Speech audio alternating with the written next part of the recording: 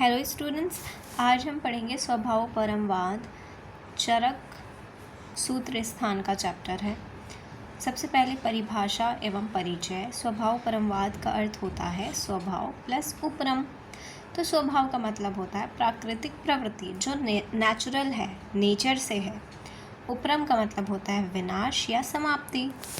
तो आचार्य चरक क्या कह रहे हैं, किसी भी कार्य की उत्पत्ति के लिए तो कारण होता है, यानी उसकी आवश्यकता होती है, परंतु उसके विनाश के लिए किसी कारण की आवश्यकता नहीं होती है। विनाश वस्तु का अपना स्वभाव है, यानी उत्पत्ति का तो कारण है लेकिन उसके विनाश का कोई कारण नहीं है और ये विनाश उसका स्वभाव है। इसे हम एग्जाम्पल से आगे समझेंगे। इसके बाद दार्शनिक आधार। बौद्ध धर्म। कौन से धर्म? दर्शन, बौद्ध दर्शन। ठीक है, बौद्ध ये नहीं है। बौद्ध दर्शन क्या कहते हैं? षडभंगुरवाद।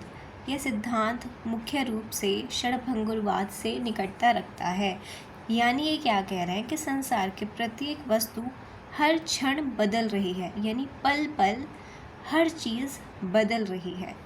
जो वस्तु उत्पन्न हुई है वह उसी क्षण से नष्ट होना शुरू कर देती है।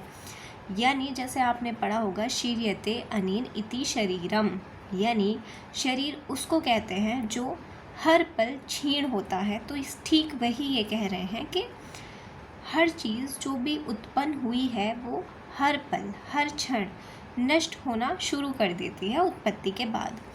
विनाश एक निरंतर चलने वाली प्रक्रिया है, यानी विनाश जो है हमेशा चलती रहती है, जिसे किसी बाहरी प्रहार या कारण की प्रतीक्षा नहीं होती, जो किसी भी बाहर फैक्टर पर या फिर किसी भी चीज़ पर डिपेंड नहीं करती है। वो इंडिपेंडेंट है, उसे होना है तो वो होती है और वो होती ही रहती है जब तक कि उसका विनाश नहीं हो जाता। और शुरू कब होती है? उत्पत्ति से। इसके बाद चरक संहिता के अनुसार क्या कह रहे हैं? सूत्र स्थान 40 श्लोक में आचार्य चरक ने स्पष्ट किया है कि चिकित्सा का कार्य केवल धातु साम्य है, विनाश को रोकना नहीं है। तो धातु साम्य, देखो हमें पता है कि चिकित्सा का कर्म क्या है कि उसकी धातु जो दूषित हुई है या फिर विषम है उन्हें साम्यावस्था में लाना, और विनाश को रोक नहीं सकती। जो विनाश उसके शरीर में हो रहा है हर पल, उसे नहीं रोक सकती है चिकित्सा, वो सिर्फ धातु को साम्य करती है। इसमें श्लोक क्या कह रहे हैं?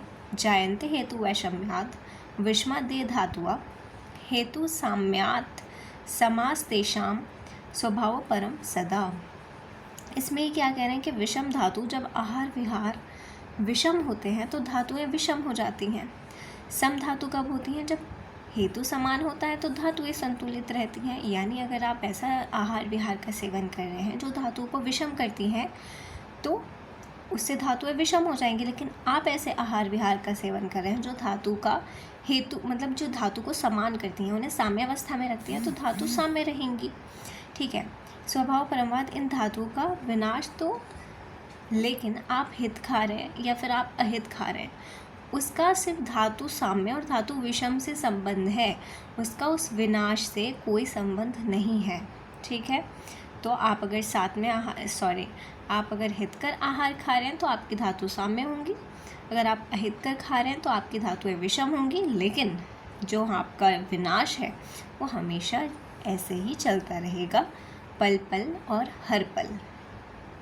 इसके बाद ये एक एग्जाम्पल देके आपको बता रहे हैं कि बर्थ में, उत्पत्ति में कारण क्या होता है? पंचमहाभूत, आत्मा, काल, कर्म, इन सब को देखा जाता है, उसके बाद ही उत्पत्ति होती है।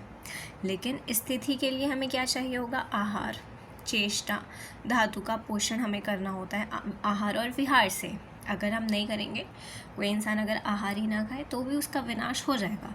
लेकिन ये कह रहे हैं कि विनाश अकारण, ये केवल समय का स्वभाव है, अकारण होती है, डेथ का कोई कारण नहीं होता। इसके बाद आप अगर ये कहें किसी का एक्सीडेंट हो जाता है, ठीक है, उसके लिए भी बाद में हम इसे समझेंगे कि क्या कह रही है। लेकिन इन्होंने एग्जाम्पल से ये बताया कि किसी चीज़ का बर्थ होता है तो उसमें उसकी उत्पत्ति का कारण होता है।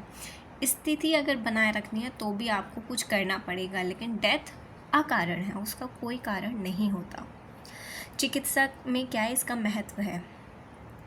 चिकित्सक मृत्यु को नहीं रोक सकता है क्योंकि वह स्वभाव है। वह केवल अकाल मृत्यु को टालकर धातु साम्य बना सकता है। ठीक है, मृत्यु तो आनी ही है, लेकिन जैसे अकाल एक्सीडेंट से या फिर कोई ऐसी बीमारी हो जाए, जैसे किसी को बहुत कम उम्र में ही हाई बीपी की बीमारी हो जाए, तो हम उस अकाल मृत्यु को टाल सकते हैं। लेकिन अगर स्वाभाविक हो रहा है वो उम्र के साथ, तो उसे हम नहीं टाल सकते। ठीक है, दोषों का शोधन। जब शरीर में दोष विषम होते हैं तो चिकित्सक औषधि द्वारा उन्हें साम्यावस्था में लाते हैं। एक बार साम्य आने पर शरीर स्वयं अपनी रक्षा करता है, सेल्फ हील करता है। ये भी समझ आ गया।